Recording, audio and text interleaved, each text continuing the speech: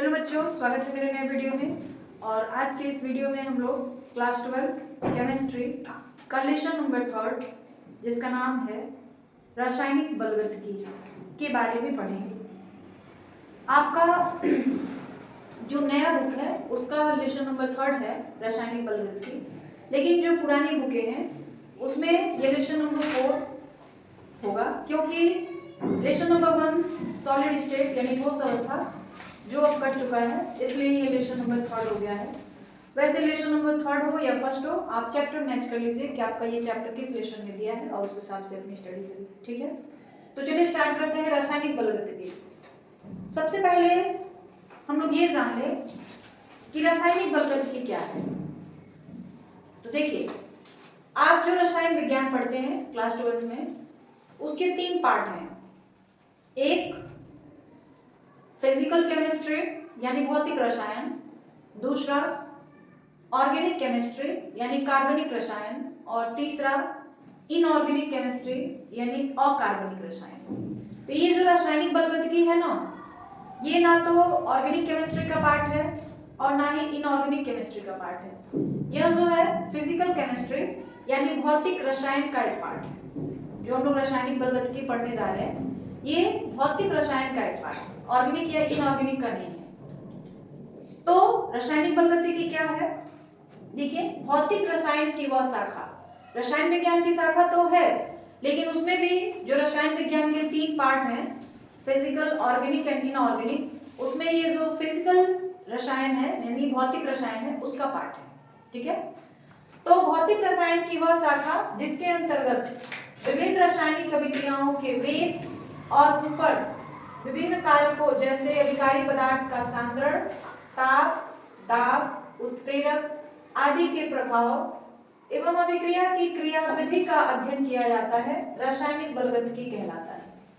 इसकी खोज सर्वप्रथम विल्हेल्मी नाम के वैज्ञानिक ने 1850 ईस्वी में की थी। मतलब रासायनिक बलगतिकी जो है भौतिक रसायन की एक ऐसी शाखा है जिसमें हम लोग कोई भी रासायनिक अभिक्रिया होती है उसके वेग का मतलब दर का मतलब गति, उसकी गति मतलब किस गति से अभिक्रिया हो रही है, और उस अभिक्रिया पर जो कारक हैं जैसे ताप, दाब, उत्प्रेरक, अभिकारक का सांद्रण, इन सारे पदार्थों के परिवर्तन का क्या प्रभाव पड़ रहा है और उसकी क्रियाविधि, अभिक्रिया किस तरह से हो रही है, धीरे धीरे हो रही है, तेज गति के साथ हो रही है, इन सारी चीजों के बारे में पढ़ते हैं।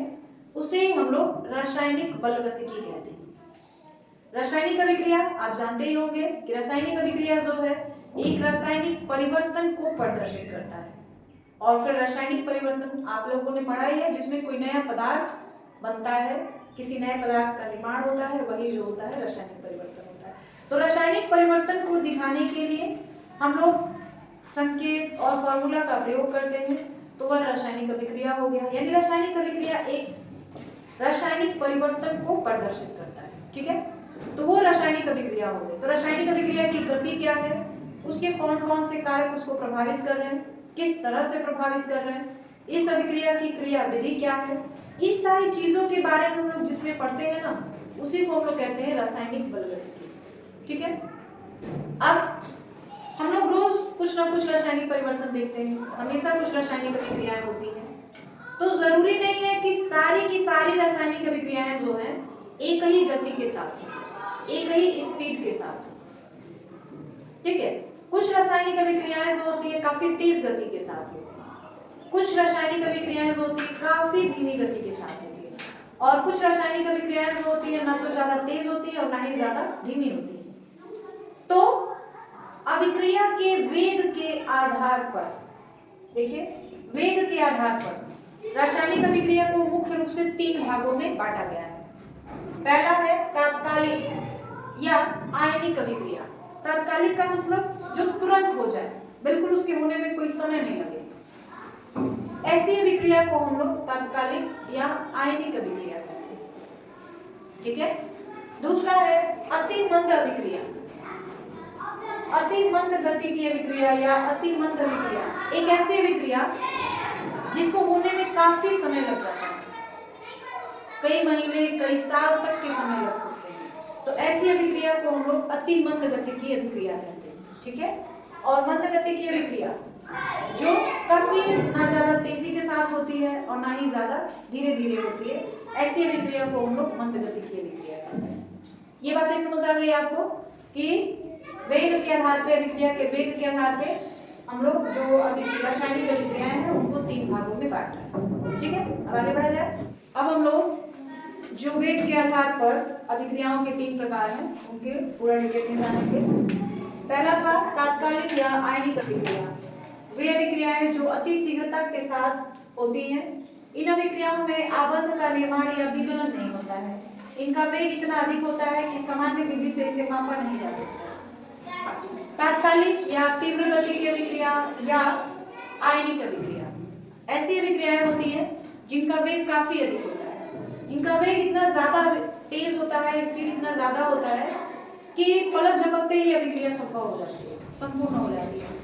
और इन अभिक्रियाओं में ना तो किसी आबंध का निर्माण होता है। जनरली कोई भी रासायनिक अभिक्रिया होती है तो उसमें बंध टूटते हैं और नए बंध बनते हैं, लेकिन जो अति तीव्र गति की अभिक्रिया है, तात्कालिक अभिक्रिया है, उनमें ना तो कोई बंध टूटता है और ना ही किसी नए बंध का निर्माण। ठीक है, और इनकी गति इतनी अधिक होती है कि इसे सामान्य विधि द्वारा नापा नहीं जा सकता है।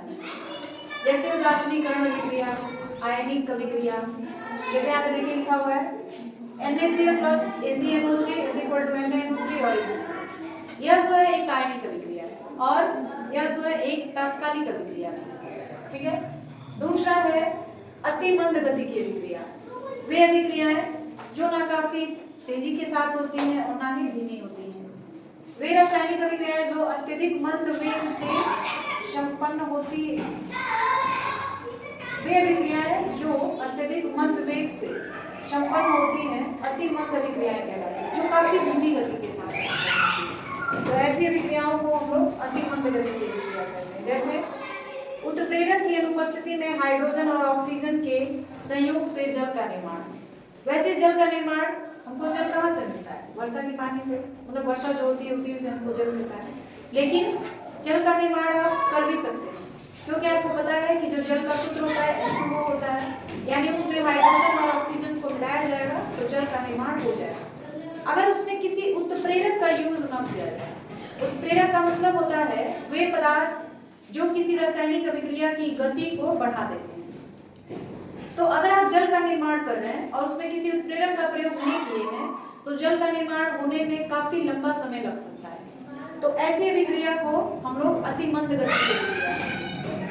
और ऐसी अभिक्रिया को पूर्ण होने में कई दिन, कई साल और कई महीने का भी समय लग जाता है।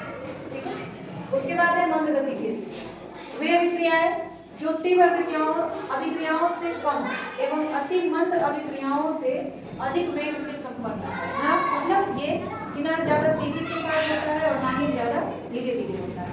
ऐसी अभिक्रियाओं को पूर्ण होने में कुछ मिनटों, कुछ घंटों का समय लग सकता है। जैसे एसिटिक अम्ल और एल्कोहल को मिलाएंगे तो एक ही एल्कोहल बनेगा और जल बनता है। ठीक है, तो यह अभिक्रिया जो है एक मंद गति की अभिक्रिया है। ठीक है, इतनी बातें क्लियर हो गई।